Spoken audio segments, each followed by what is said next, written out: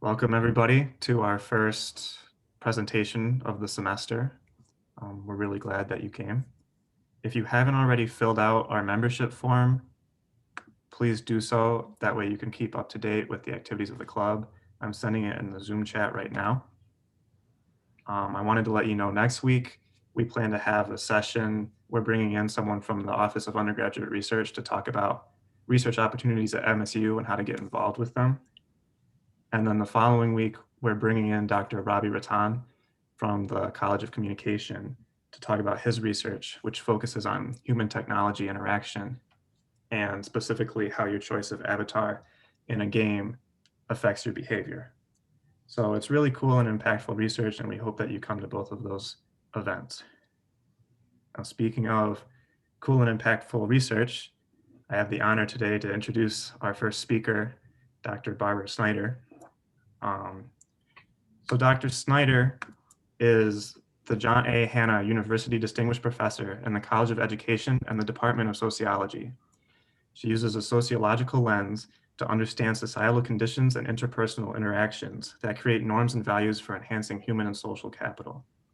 Her research focuses on how the social context of schools and families influence the academic and social well-being of adolescents as they move into adulthood. In her career, Dr. Schneider has also played a significant role in the development of research methods for the real-time measurement of learning experiences. She is a fellow of the American Association for the Advancement of Science, the National Academy of Education, the American Educational Research Association, and most recently was elected to the Finnish Academy of Science and Letters. In 2017, she received an honorary Doctor of Philosophy degree from the University of Helsinki. Dr. Schneider is the principal investigator of the College Ambition Program, a study that tests a model for promoting a STEM college-going culture in high schools that encourages adolescents to pursue STEM majors in college and in their careers. She's also the principal investigator of Crafting Engagement and Science Environments, an international high school study that tests the impact of project-based learning on student academic, social, and emotional factors in science classes. Professor Schneider has published 15 books and more than 100 articles and reports on family, social context of schooling, and the sociology of knowledge. So thank you, Dr. Schneider, for being here, and the floor is yours. Well, thank you so much. That was so it seems like my probably a lot more prestigious than me. Anyway, I'm very, very happy to be here. I should tell you all, we hire undergraduates in my lab. In fact, we have 3 undergraduates right now who are doing scoring for us of tests in physics and chemistry that were taken by high school students in California and Michigan. I have always worked with undergraduates since I've been at Michigan State University. I used to be at the University of Chicago. And then Michigan State made me this incredible offer. And I came here and I haven't regretted it for a day. It's really been a remarkable experience. And so if any of the things I ever am talking about sounded all interesting to you, and if in fact you ever think that this might be something you might want to get engaged in, please, my email, all you have to do is look me up at Barbara Schneider at MSU, and you'll find me right away, and just let me know, if you would find any of this interesting and something that you might want to get engaged with. So when I was asked to talk today about my career and the kinds of research that I'm pursuing, I thought it might be worthwhile to say just a few things about people that study STEM. One is that I have always been in the social sciences, but had a strong interest in science. I'm in what's called the Measurement and Quantitative Methods Department at the College of Education. I'm primarily a quantitative researcher. That means that I run a lot of models, I do a lot of statistical work, and I'm always interested in finding new forms of evidence. I have a way of examining emotions in situ. That means when they're happening.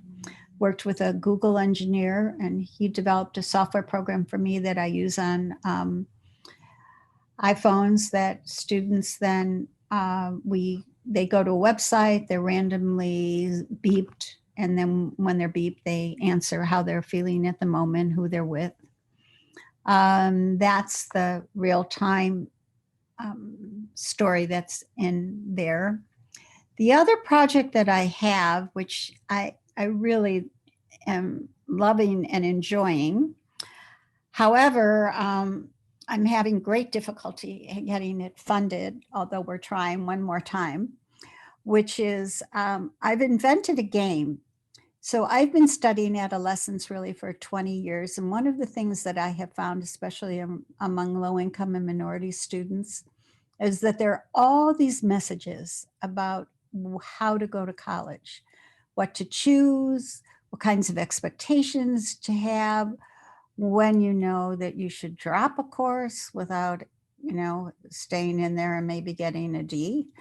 The whole storyline that doesn't come across unless you have parents that have been to college or people in your family that share information with you.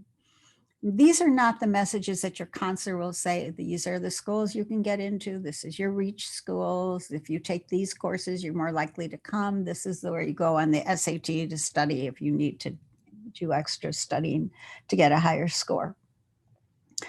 Anyway, so we work a lot on trying to tell people, well, if you're interested in a career in sports, for example, the odds on you getting that career in sports are pretty slim, and you'll play amateur games. And basically, if you play amateur games, you're not going to earn any money. And this is not exactly a viable career for you.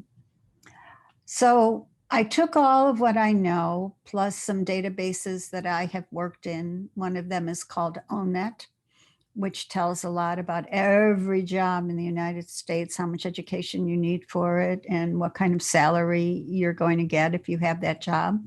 And you can find that. You can go online right now if you're in front of your computer and just type in ONET. So we loaded all of that in a database and developed a game that kids can play on their smartphones. It's called In It to Win It. And it's at the Apple Store, but you can't play it because we have a password on it, of course, right now, because it's still in development, but we have tested it with adolescents. And one of the things that we didn't realize, which I will give a little pep talk for the person that's going to come in 2 weeks, is that kids actually really would prefer animation and avatars, regardless of where they're coming from. That the Pokemon avatar environment is something that even in a knowledge game rather than a shoot 'em up game, they would much prefer to be working with an avatar or an emoji that looks like themselves. So we have found that by playing the game, and the game takes, a minute and a half, it's designed to be fast. We're going to have a suite, we hope. And basically you go on, and then you just, the more you play, you start to learn what are different kinds of careers in STEM, how much money you're going to, what do you have to major in, what kinds of colleges do you have to go to. And that the kids that play and start to have a better aligned career with their own interest, they're the students that are most likely to go to college, go to a 4-year college, or choose a 2-year college or technical school that matches their interests. So I'm a big believer that anything that we're doing today, whether it's studying face recognition, voice recognition, working with AI, I'm going to talk about an AI project that we also have here, that it's imperative especially today for people that are in college right now, learn the technology.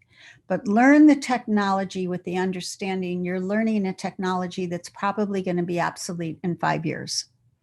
What you're doing is you're learning the opportunity to understand your own interests, the skill set that you have, and the skill set you need to develop. And then I'll just give you a little preview to what I'm going to talk about is you'll also start to understand your boundaries for challenge. And by challenge, I mean those things you don't know, but you think that you would be able to know them. And you would be able to know them because of your skill set and the skills that you're going to develop. And I feel that in terms of challenge, that's one of the most important things that we can teach at the undergraduate level, in the high schools, for young children, and for adults. In other words, we have to be able to strive to do something we don't know, but we could know, and pursue that with a certain kind of vulnerability, but at the same time recognize that, in fact, this is something that is worthwhile to do. So it also means having a very good assessment of what you're skilled at and what kinds of skills you're going to need. And don't bother if you're not interested. So I would say to you all that I learned how to code. I did not know Fortran when I first started coding. I was scared to death. I paid the guys in the computer lab with pizza. I came in at 12 o'clock at night because that was when you could run social science data because the hospitals took up all the time on the big computers during the day. Nothing like, of course, having a laptop in front of you that allows you to do everything that you want to do under the sun. But it was the determination and understanding that I had about, well, you can learn things. If you really want to know them, you're going to figure them out and work through them. And that's what we really want to try and I hope inspire you to feel. I have every reason in the world to believe that you're here at MSU because MSU decided you were going to be a successful student. And now the rest of it is up to you to find the kinds of challenges that you want to undertake that are going to make you, one, a better student, and most importantly, a better person. So that's my message. That's the message by which I have done my career. And the one thing and the reason that I'm doing this at 7 o'clock at night after a whole day being on Zoom, starting at 8 o'clock this morning, because of the fact that I love what I do. I'm passionate about what I do. I'm passionate about the young people I get an opportunity to socialize into learning and the graduate students I adore who work with me every day. So this is my life. I'm thrilled to be here. I've been very fortunate. I've had lots of opportunities. I've been able to raise over $100 million in grant money and contract money. I've had great successes and some failures too, as we all do. Contests I didn't win, prizes I didn't get and probably will never get that I thought I deserved, but maybe I didn't. But nonetheless, it's that passion that my significant other, my husband, says to me, "Did you get up yet?" Because I have a tendency to sit for a very long time, which is why I have a pillow behind me to remind me that it's important to get up every once in a while. So let's talk a little bit about what I came tonight to tell you about. We had a call from the World Bank, and they asked if we would talk a little bit about the work that we have. They had heard about our work, and now I'm going to give you really the same presentation I gave to the principals at the World Bank about our work. So in 2015, I had a colleague at the University of Helsinki, and she said, "Barbara, they're having this really interesting meeting at the National Science Foundation Were you invited? I said, no, I wasn't. And she said, well, I think you need to go because they're going to start a new big initiative on student engagement. And since you study engagement and challenge and interest, that this would really be great. And it's in STEM. And I had um, lots of papers about gender in STEM. I've been very concerned about the problems of women in engineering and physics. And so I've done a lot of work looking at what are some of the barriers and what are some of the conditions, more about the social structures of universities and places that deter women, rather than bias that comes through professors, although I know the work of Mary Murphy and others who do that work. Anyway, I said, sure, I'll go. And so I went to this meeting. The National Science Foundation invited me. I went there. And because I hadn't really been an original invitee, I sat in the back. And this gentleman sat down next to me and we started talking, and he was from the University of Helsinki. And I told him about my friend, and he knew her, and she worked in an area. And then what the National Science Foundation did that very day is they said, you're going to have to write a proposal with the people at your table, and we're going to pick the outstanding proposal, and we're going to give them seed money to start their project. And we started talking. There wasn't anybody else at our table. And Yari said to me, Yari, the person that's up there, said to me, Barbara, I'll talk, you type, meaning, of course, pound away at my computer. And we wrote the proposal. We won. That got another grant. And then we were lucky enough to apply for a grant from the National Science Foundation that only one proposal in a university do they accept each year. And that means that there's an internal contest within the university. And there were 10 other proposals, some from agriculture, communications, and they chose ours. And the vice president for research called me up on the telephone and he said, Barbara, we've never, ever had anybody in education do this or even think about it. So we're choosing you, but you better bring it home. And I thought to myself, not a lot of pressure. They start out with 280 applications, then they whittle it down to a certain number of applications, and then they come to the final round, and we were one of 17 of 280 people that received the award. And the award was for crafting engaging science environments, which is basically about using project-based learning, which I will explain in a few minutes what that is, to study science. At the same time, one of my colleagues who used to be at the University of Michigan had come to Michigan State, and he was the director of the Create for STEM Institute, which is a collaboration between natural sciences and the College of Education. And his name is Professor Joe Krychek, who I work with a great deal. And I said, we can't do this project without him. And so he got involved and he became the co-PI of our project here in the United States. He, at the same time, because he's an expert in project-based learning, had a project with little kids where he was doing project-based learning science curriculum for third graders. And he invited me to be the co-PI on his project, which is the second project, Multiple Literacies in Project-Based Learning. Our study, the Crafting Engaging Science Environment study, is basically an international study with the University of Helsinki and us. This was funded by the Academy of Finland. And they just recently gave an award to continue this kind of international collaboration. And we're doing work with them starting right now. The multiple literacies in project-based learning is funded by the George Lucas Educational Foundation. that's George Lucas, like in da da da da da da da da da da da da da da da da da.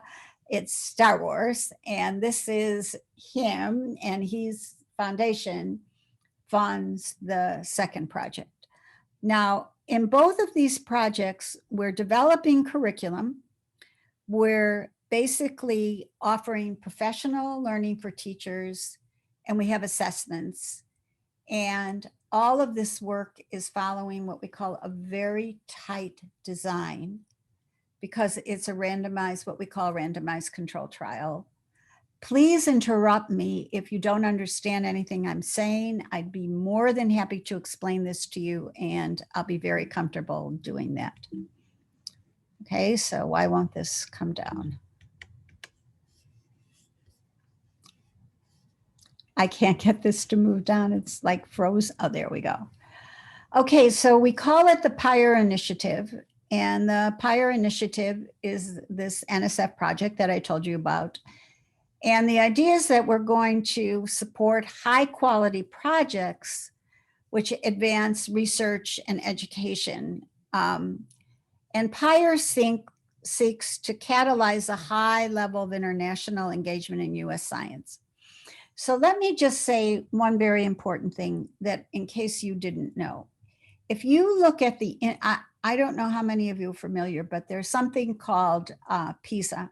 And PISA is an international study that's given to young people all over the world, mainly in developed countries. And the PISA results are in reading and math and science. And the United States has really been stagnant, sitting at the middle. It's really been very problematic. Additionally, I don't know how many of you know about the National Assessment for Education Progress. That's another one of these large studies that's done in the United States. And here we have found that science really is awful. It's just, we can't, the results are stagnant, the kids don't do well, and starting in 8th grade, it has really been abysmal.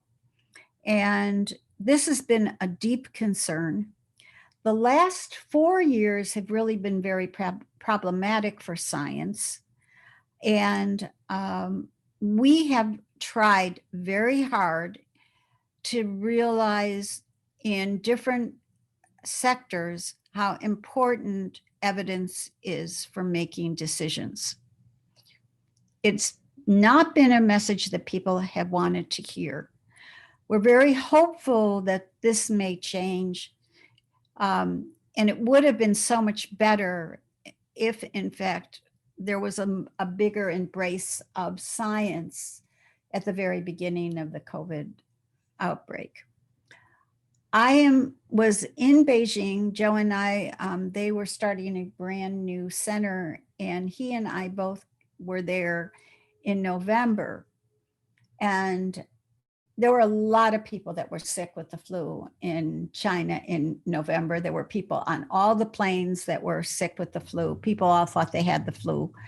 And it's very hard to believe that what was going on internationally was clearly in place well before the January dates, because everywhere you went there, you would be on a plane and you could hear people coughing.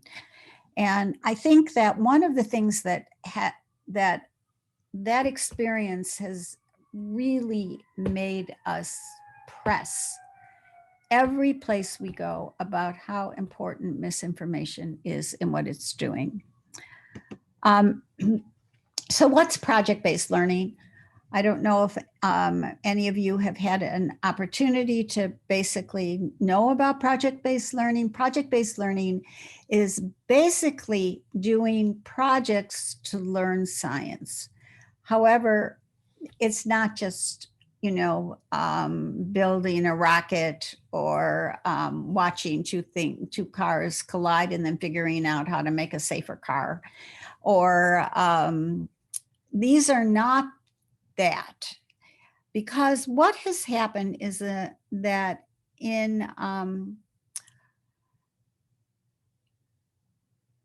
2014, then they developed the national science, the next generation of science standards.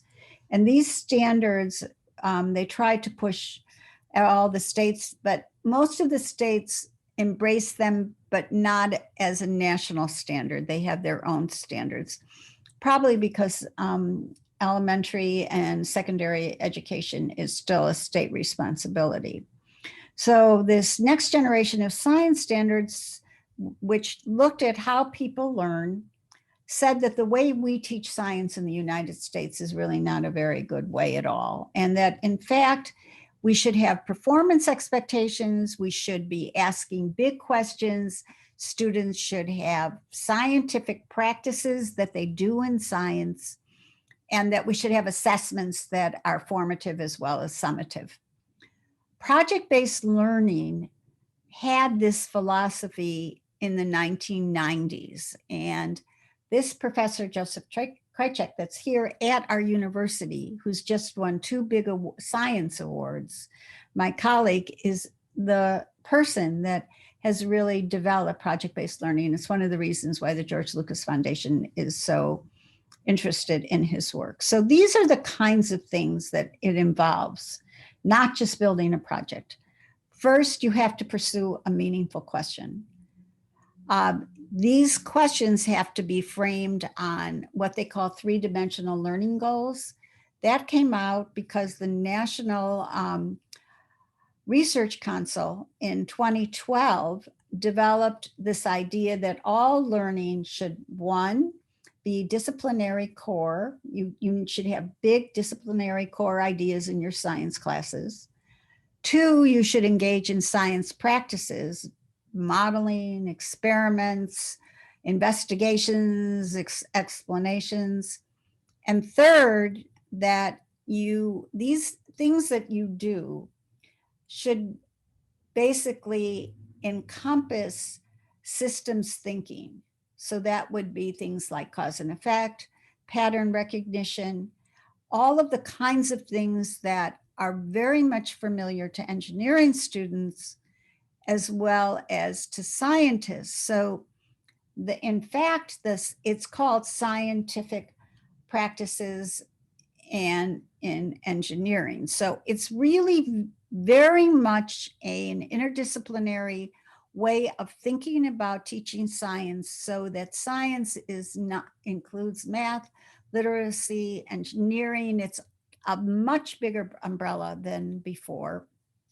So the idea of scientific practices is this notion of figuring out phenomena. Now you are going to understand why Joe and I came together, because I was looking at social and emotional understandings in adolescents. And one of the things that I found out very quickly, that challenge in figuring out phenomenon is something that really engages students in science.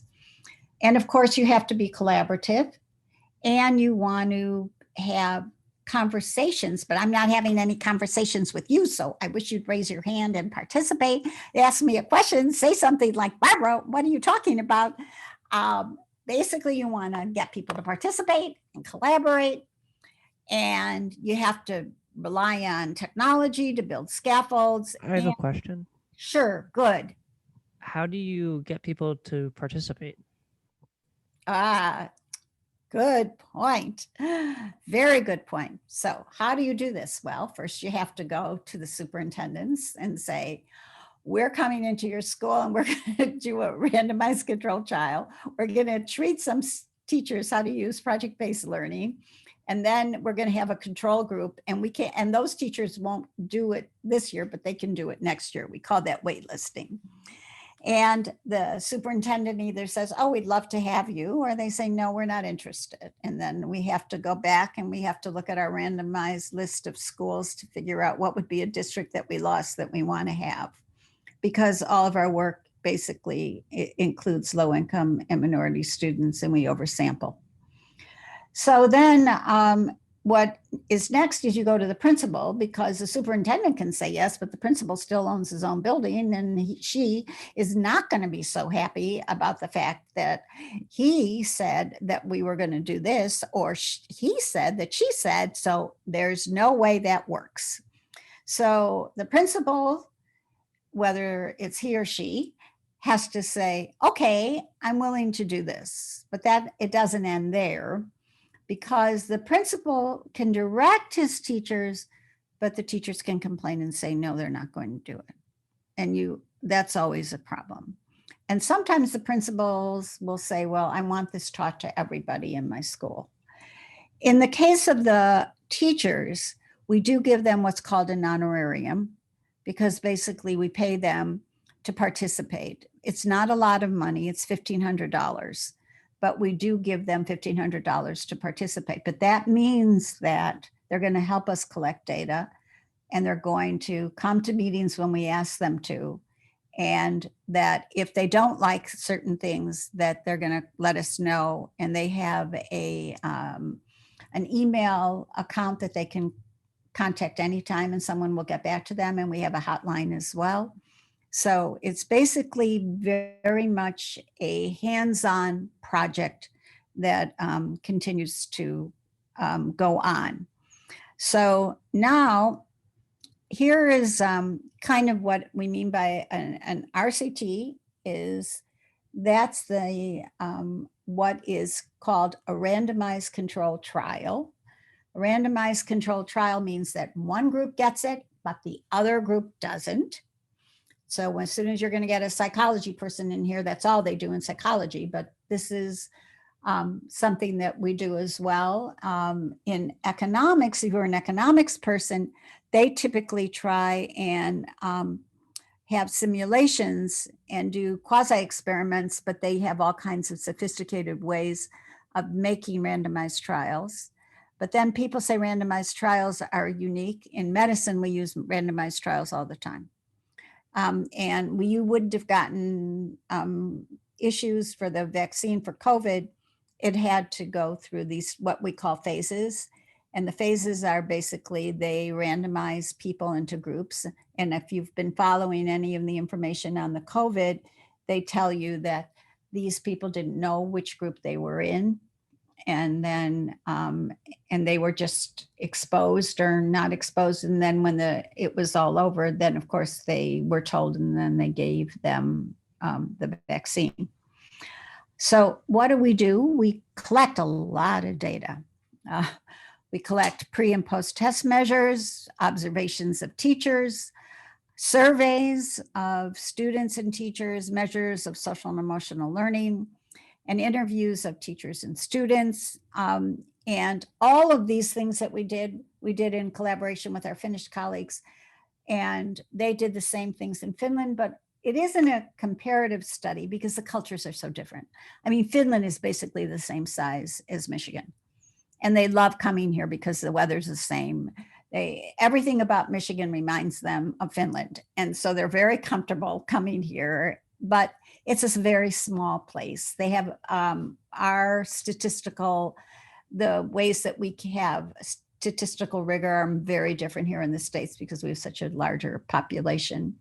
And they have a very smaller one. And also they lag behind us by a year because they didn't get funding until a year later than we did. So when we did our pilot, our field test, but then when we went into our large scale at what we call an efficacy trial, they were behind us. Okay, next. So we basically decided we wanted to do California and Michigan. We just didn't want to do Michigan, and we wanted to do the largest state in the union, and we wanted to do the state that was the most diverse. So essentially what we had in Michigan and California, you can see the schools. We had 61 schools. We had 119 teachers, 6,211 students, and we had an effect size. An effect size means how good was your treatment. Our treatment was basically what we say was a quarter of a standard deviation. And essentially that works out to 7 points. But think about 7 points. So if you're a student and you're below 70, you're not proficient. If you got 7 points to your 65, all of a sudden you don't have to take the course again. All of a sudden you're proficient. That changes your whole life. I mean, this isn't somebody, if you think about it, and what high school science was like and who passed and who didn't. This was an opportunity to help kids that really were having a difficult time really see science in a very different kind of way. For the little kids, we only were in Michigan. We were in 46 schools. We had 91 teachers. Our sample, of course, because we were only in Michigan, was 2,371. Our effect size was slightly larger. It was 8 points for the little kids. And what I always found was so interesting, it's a big developmental period for the little kids. And they had it all year, but our kids only had it for 12 weeks because we only made units in chemistry and in physics. So our model basically is, which I talked about in the beginning, is optimal learning moments. And in optimal learning moments, I can, you could see mine, but I couldn't, I can't see if you see the skills that was there before. Well, let's see if I can see. I just tried to move my slide back, but it, let's see if yeah, here you go. Okay, so our results showed that the students were more engaged. They felt that they belonged less, but the teachers reported feelings of being unprepared for, these are things that came about during COVID. These results are what happened in COVID when we were with the control students. And the reason we kept, remember I said that the control students would get the treatment the year later. And so we started giving them the treatment in the fall. COVID happened, the school shut down, but our teachers still, especially in California, probably because they're a little bit more techie, we were able to get 900 kids, but we couldn't get them in Michigan because in Michigan, some of the schools basically didn't take attendance and the kids didn't get grades. It was a little bit of a disaster last year in Michigan, really a disaster. It was a disaster in California too. I mean, I'm not going to pretend that it was great in California. It wasn't. We just happened to have a few teachers and students who really stayed with a very unpleasant situation. So now let's go on. So the question is, given, now this is Joe right here. He's in the middle there. And this is actually a picture of us working with our secondary school teachers right here in Michigan in the lab. Which I forgot what building we were in when we took this picture. So basically what we do with the teachers is we make them go through all the same experiments that we're going through. So what we try and do, regardless of whether we're doing the high school students or we're doing the little kids, we believe that it's imperative that we do three-dimensional learning, that we have really high quality teacher and student materials, that we have performance-based assessments, and that we sustain professional learning, which means that the teachers, they get to do all the things that they're going to teach their students, not as students, but as teachers, but we make them go through what it's like to do the experiments, to build the bridges. So I think that I might give you a little bit more on this. So we have this one experiment that we work on with the students about force and motion, and they have to be able to model why a car on a flat surface doesn't move, but when the surface becomes bumpy, that car comes down. Why is that? Why does that happen to the car on the bridge? And so they start to talk about forces and motion, and then they have to deal with this kind of an issue, and then they have to draw it in a model, and what's the question? And so what we're trying to do all the time is make these ideas that you memorize all the time, put in equations. What do they mean? How are they happening in ordinary life? So the idea is to move away from memorization, but to think to the essence of the idea. What are we trying to do here? So why is it we can taste table salt, but when we separate salt into its components, well, one of them can create an explosion, which we show the kids in class, especially if they have a hood. So we're really trying very hard to take the everyday things of life that you see and to make them really be the most important kinds of questions that are asked in science all the time. So this is our system model. This is where we are right now today. This is the work we're doing right this very minute. This is the work, of course, that we need help with. So here's our project-based learning principles, which I told you a little bit about. The 3 dimensions of instruction, I told you a little bit about that. Here's PBL, that's a system. And then we've been looking at what's happening to people that are in face-to-face, virtual, and hybrid conditions. And we're trying to see what happens to their challenge, their interest, and competency, which was their school level. And then these over here, I wonder if I can change this. These are the outcomes, and academic and social and emotional learning, enjoyment, curiosity, ownership. So these are the kinds of things that we're looking at right now.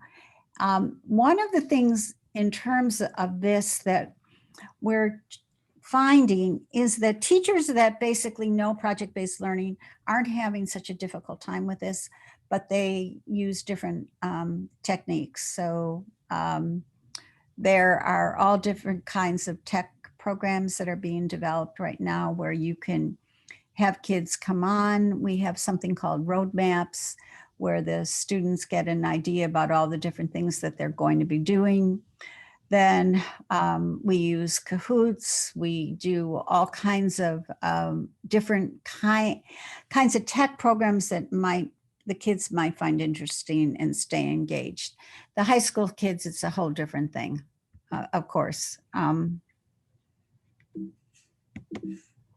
I have a question again. Please. How do you measure the outcomes? Is it just through like surveys or? Oh, good question. So this is how we measure the outcomes. So first of all, and I'm sorry if I'm giving you way too much, that we give a pretest. So that pretest says where you are at the beginning. And it's really important to give them a pretest. And we don't want to write the pretest because we're interested in their science achievements. So we pick a test. In our case, we picked NAEP for the high school kids, the National Assessment of Education Progress, which I mentioned earlier. And for the little kids, we used what are called the reading benchmark tests. And these are tests that look at their reading and math ability when they are starting 3rd grade. So that basically tells us where they are in the beginning. And you need that because just think about it. You don't want to judge a student who's struggling reader. That means they have to catch up on their reading to be able to take the science test at the end.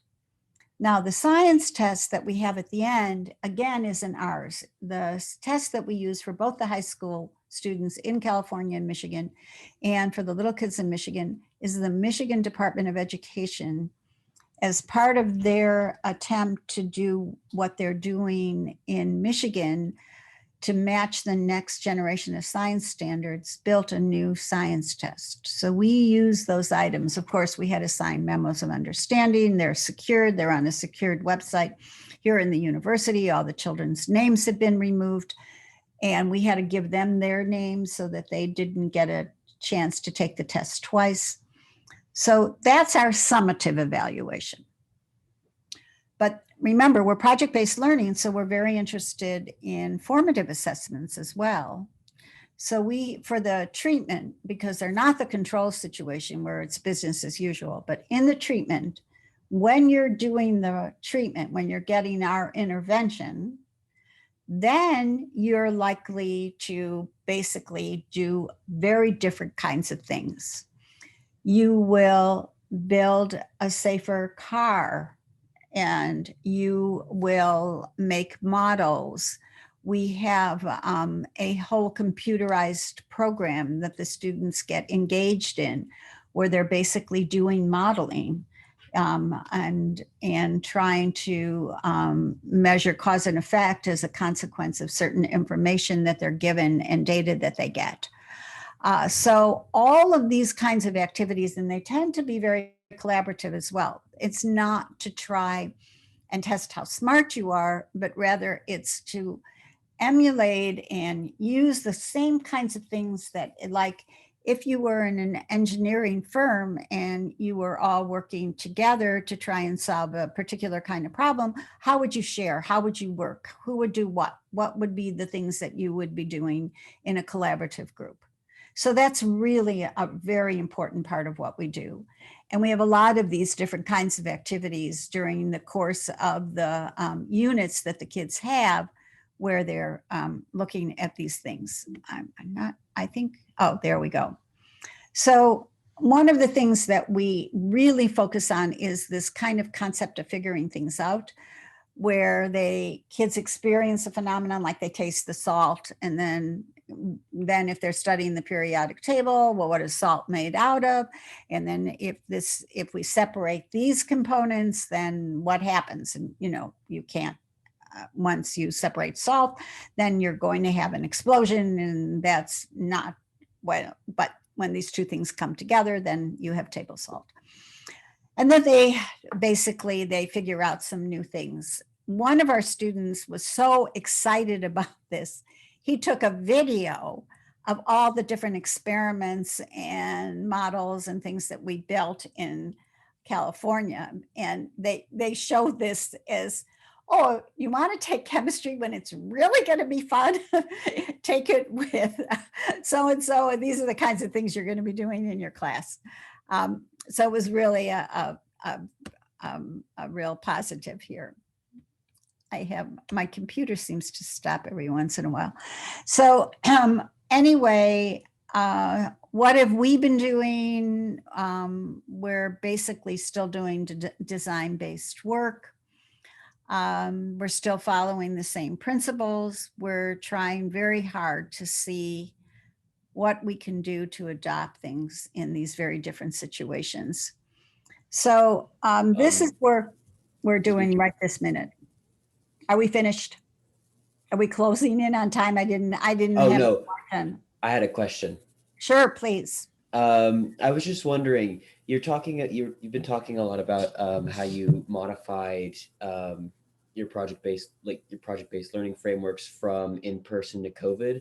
I was curious about whether you started with the current projects or with the current frameworks that you had developed for in-person learning and tried to adapt them to virtual learning, or whether you started from scratch and just like redeveloped them for virtual/hybrid learning. Mm-hmm. Great question. We did the first. And why did we do that? Because we were very sure about our model, that the model was definitely a better way of teaching science. So we did the adaptation. So we took the model that we had and we started to adapt it in a virtual setting. And one of the things that we spent a lot of time working through were making sure that teachers could use the chat, use breakout rooms, develop other ways of the kids showing their work. Used some new tech programs that a colleague of ours at the University of Michigan was developing directly for this project.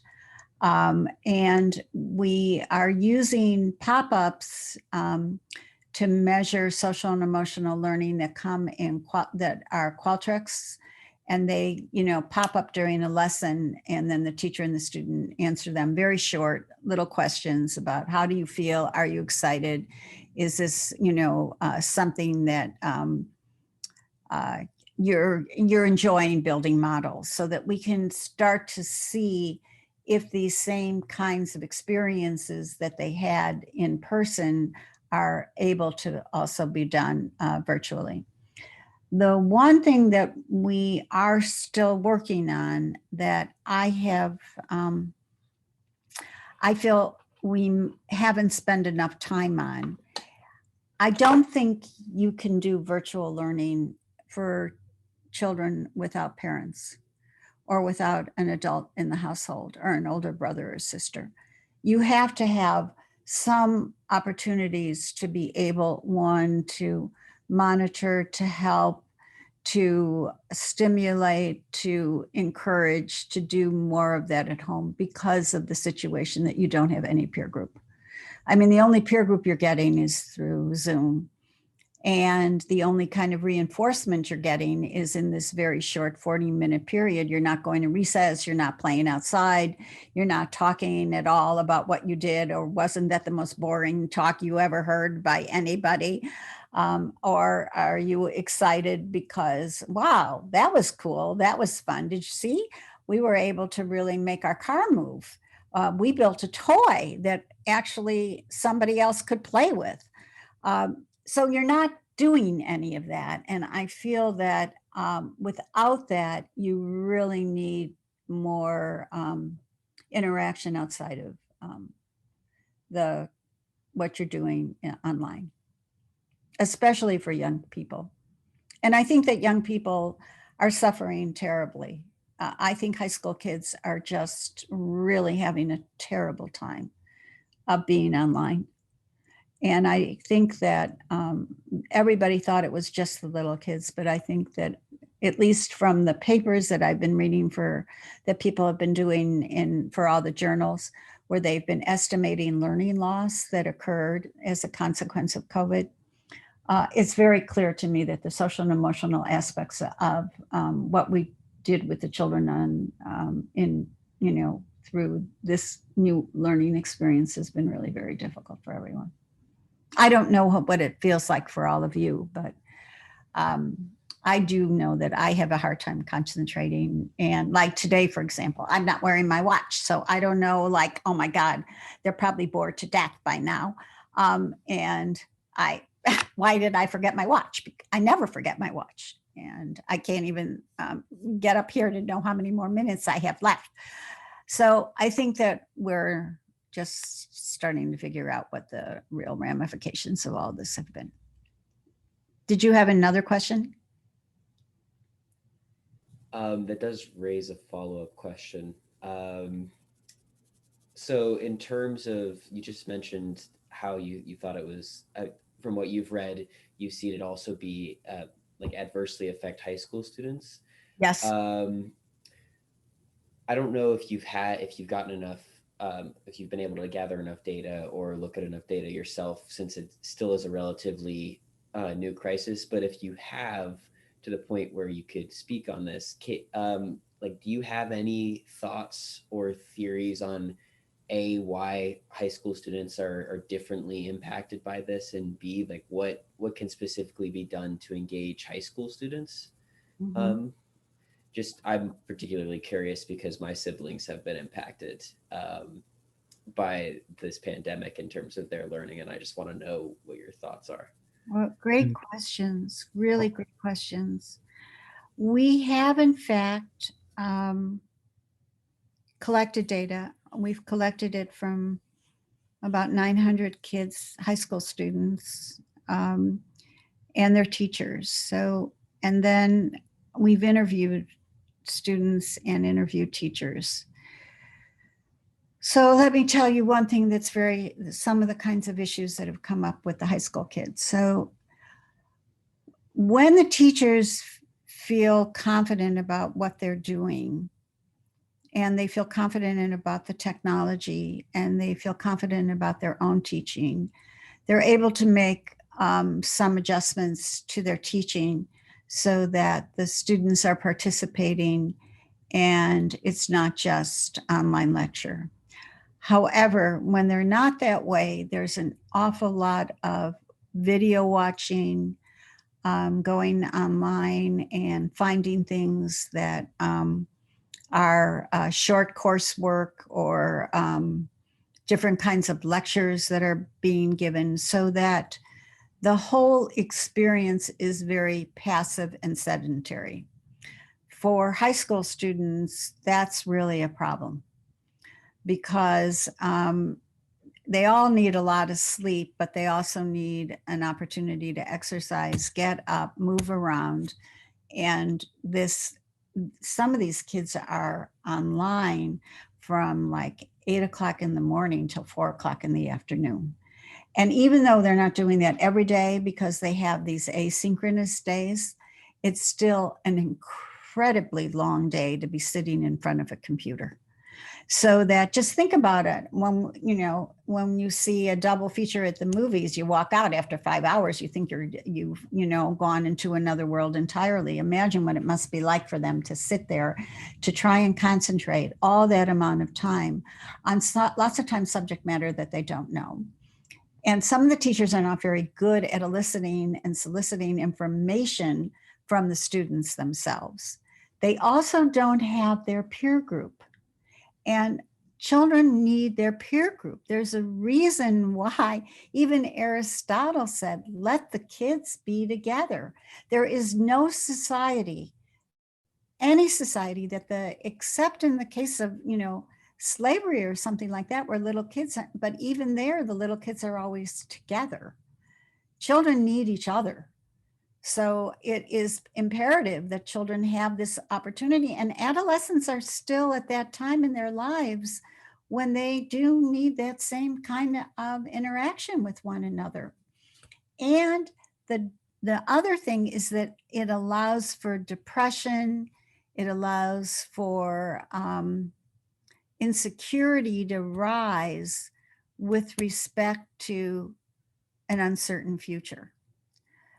And if you watch the news and you hear your parents talk and worry about vaccinations and everything else, you're enough of an adult to figure out this has never happened before in your parents' lifetime and in your grandparents' lifetime. I mean, very few people were around in 1918 that are still around today.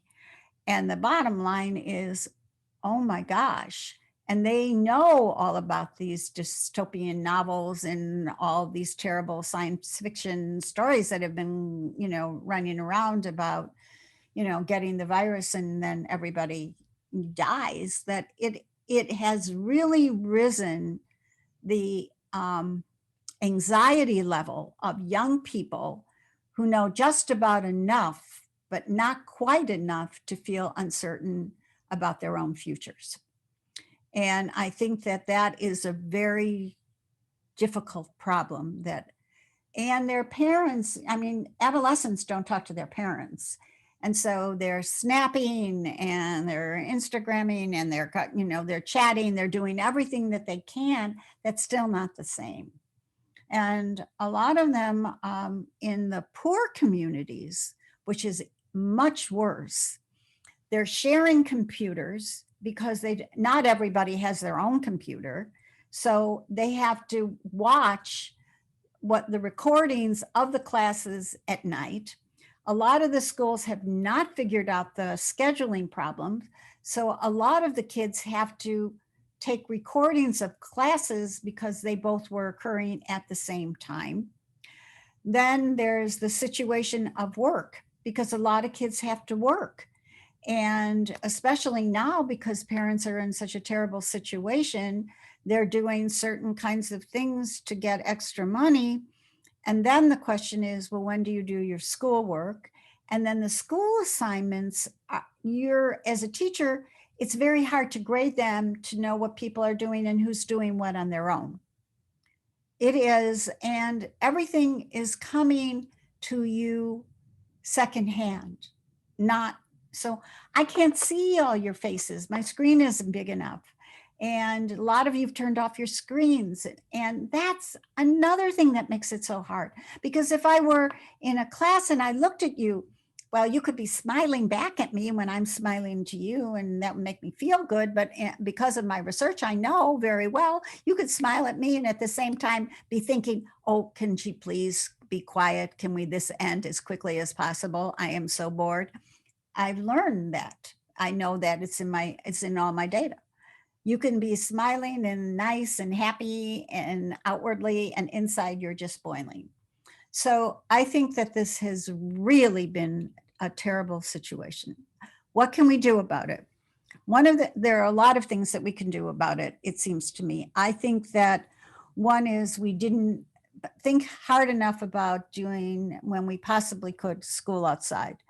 We should have used more outside opportunities for kids to be able to learn outside, because I think they needed that. They don't have to, they can be 6 feet apart, they can wear masks, they don't have to be in a situation where in fact they're all on top of each other. I think that we, because of the fact that the virus is so low level when it comes to teenagers, that we should have tried to think about a different way to bring kids together quicker and have them in an environment where at least they can communicate and see other people, and so they are not as isolated as they are.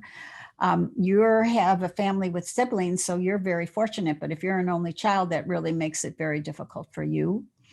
There are other kinds of things that as families, we really need to help families understand how isolating this could be. And I really think that this idea about, well, you can play Scrabble, you can have chess, and I think that that goes only so far. I mean, you have to think about ways that you as a family can come together, do things together, share responsibility, help each other out, kind of build the kinds of values and virtues that we consider to be so fundamental for having a positive, successful childhood, adulthood. And then, do things that raise curiosity, that basically you're doing things that the kids are going to learn for the first time somehow, and do that in a family situation. And I think that we have just not paid enough attention to interacting with parents and telling parents what kinds of things they should be doing with their children, because I feel that the kids need each other, they need their parents, and they need them more than they ever have, I think, right now, in terms of not only just being role models, but helping them devise opportunities and experiences that they can grow with, instead of just being such passive learners. I hope that is helpful. That was very helpful. Thank you so much. I think I'm getting pretty close to the end here in terms of our takeaways.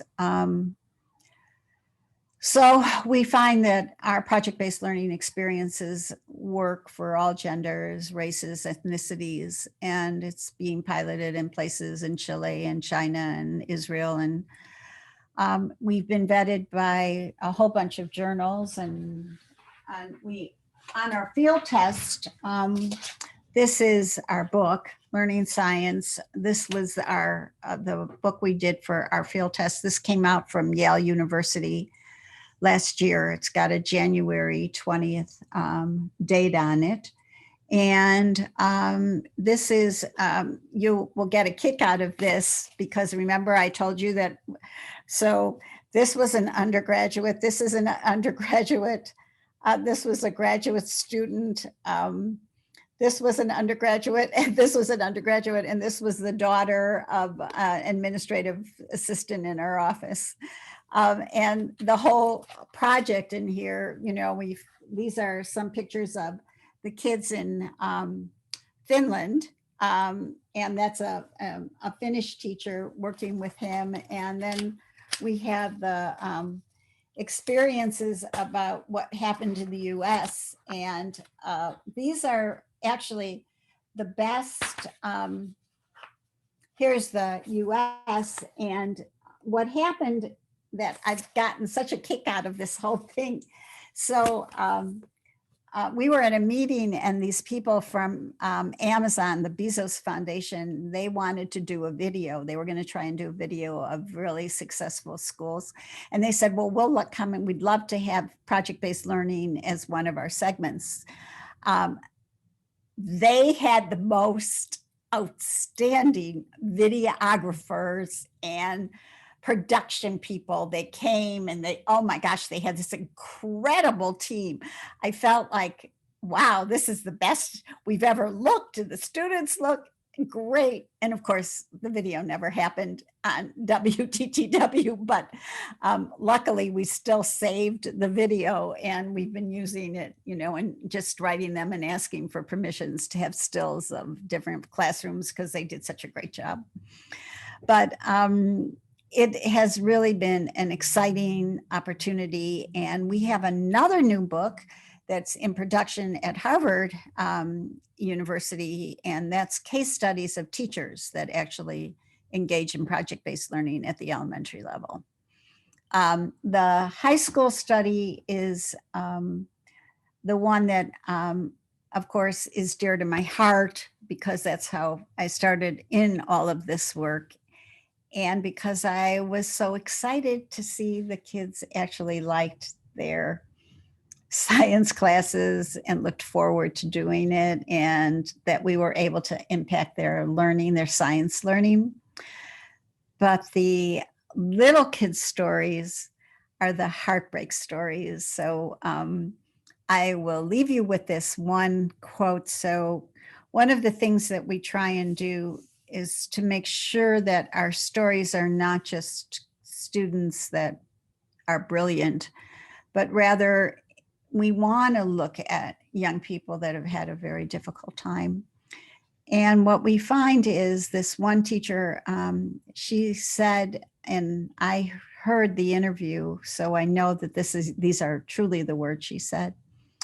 You know, this was an inner city school in Detroit. All the students were Black. They were students that were on free and reduced lunch. None of them had computers. They roll the computers in on a little truck that's locked. And she said, I just want you to know that the experiences that these young people have had doing project-based learning and science will give them memories that they're going to remember the rest of their lives and look back at this time as one of the most important times they ever had. And that's in our new book. And I just, every time I think about this woman, I get tears in my eyes, because when you go to Detroit, they don't have hoods, they don't have equipment. And we really have two very different societies, and we have got to, and you have to, and more than anybody, you all have to make a difference and try and really understand that we really have to give all kids an opportunity to learn, and how fortunate you are to be at Michigan State, and how fortunate I am to be here with you tonight. So thank you very much. Thank you Thank so you. much. Thank you so much, Professor Schneider. I guess we can open it up to questions if you have time, and if anybody. Sure, believe me, I'm not going anywhere. Okay, yeah, if anyone came up with any questions that they haven't asked. Sorry to be a bother with another question. No, and I don't know if you heard, but so you know that we do hire undergraduates. We like undergraduates. We work with undergraduates, and we try and convert them, of course, into one of becoming PhDs in either natural science or social science. So know that I'm one of those. Yes, Dominic, I'm sorry, please. You said that there were you said that it's important that we ourselves get involved. Obviously, there is the option of coming and helping you out, but what are some other ways that we could get involved in our daily life that we may not think of right now that could help with this problem?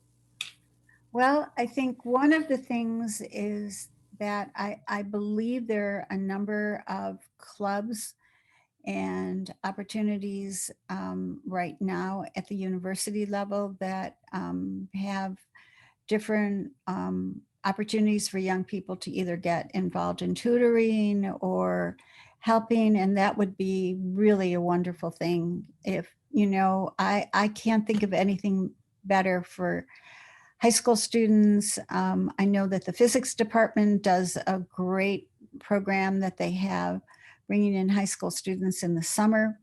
I'm not sure what the engineering program is like, but these are programs that you should get involved with. And I think why? Because then you can help people know what it's actually like. You give them a very good understanding about what the challenges are and the opportunity structures are. In addition to that, I think you have your own families, you have your own cousins and et cetera. And I think that all of us have a responsibility now more so than ever before to reach out to the people in our families and say, how can we help? What can we do here? What should we be doing? So my children are in Colorado and in California, and we go to piano recitals and listen to practice sessions and have religious services together. I mean, we're trying really hard to build the fact that we haven't seen each other in a year because we can't travel. And I think that these are the kinds of things that I think we need to think about. How can we sustain, develop a better relationship within our own homes, within maybe our neighbors? And then at the university, if you're on campus and you're living here, which I know very, very few students are, and I think that the club, the options, the giving, and giving to others is really important. And I'm not trying to do this as a religious thing. I just feel that from a sociological point of view and a psychological point of view, this kind of extreme isolation is very difficult on the human psyche. And if you have anybody from psychology or human development that's going to come in and talk, they will explain this is a very difficult time. And for people that are here from foreign countries who have no one with them, or for people that might be alone, it's really important to try and find an opportunity in a way to give people a little bit more human interaction because of the difficulty of being so isolated. Thank you. That was those are definitely things that would be easy for me to start doing that would actually help. I have a few little cousins that would what's it called, that are definitely struggling right now with education online, and that reaching out to them would be a good idea. Yeah. And something that you could do, you could Zoom together, and we've been doing a lot of that, especially with your little cousins. That would be great for them if they could go online and you could go online, or they could be in school and you could say, I'll be your partner while you're there, and just get online while they're at school and kind of help them afterward, talk through what the lessons were about, do the times tables with them, make it a game or something. I know how difficult this is because even people on our team have had meltdowns of children, and this is hard. It's very hard, and we shouldn't say that you know, it's not hard, because it is hard. And we want to try and be able to get through this so that we can all remain healthy and get vaccinated and get this under control. So as scientists, as people in an educated environment, we know the consequences of how problematic this could become. So we have to do everything we can, not only in terms of health and vaccination, but also in terms of how we're thinking about the psychological aspects of helping with this isolation. Other questions? Yeah, I have a question. So for schools that want to implement project-based learning, is there any extra cost for them or financial barriers to actually doing that? No, in fact, we have a website, the Create Institute for STEM, and it's going to be up very soon. All our lessons are Creative Commons, so they're free, so you can see them. We also have given them to the Organization of Economic Development, the OECD, and they are shared all over the world. So we're trying very hard to give as many of these kinds of lessons and make them available to teachers everywhere, so that in fact there's more of this actual doing of science. That's a great question. And I'm pretty sure I think the website that's up right now we're unhappy with, because I know the website meets on Fridays, and I'm sure they're relaunching on next week. But it definitely is the Create for STEM Institute, and that's in natural sciences and in the College of Education. Any other questions? Well, it is, I can't tell you how thoughtful and excited I am that you are all here on a Wednesday night at 8:21 in the evening, and giving me all this time. And it's not for a course credit or anything like that. And I'm really very appreciative. And come by, and please, I mean, in the fall, I'm sure we'll be there, and we'll, in fact, hopefully before then. And we would be thrilled. And we gather around the table and we talk, and we have people that come in and out all the time and help us in all different kinds of ways, whether they're calling teachers or families or coding data. That's what we do, and enjoy it. And I've certainly enjoyed you all. And if you want to email me, it's just, please do. And I always try to be as responsive as I can. And for all of you, stay healthy, stay safe, and make sure that you reach out to someone and let somebody reach out to you, because as we all know, it's a tough time for everyone. Thank you. Thank you so much. Thank you so much. Thank you. A wonderful talk. Oh, well, thank you. All right. Well, see you soon. Okay. Hopefully. Bye-bye. Bye-bye. Bye.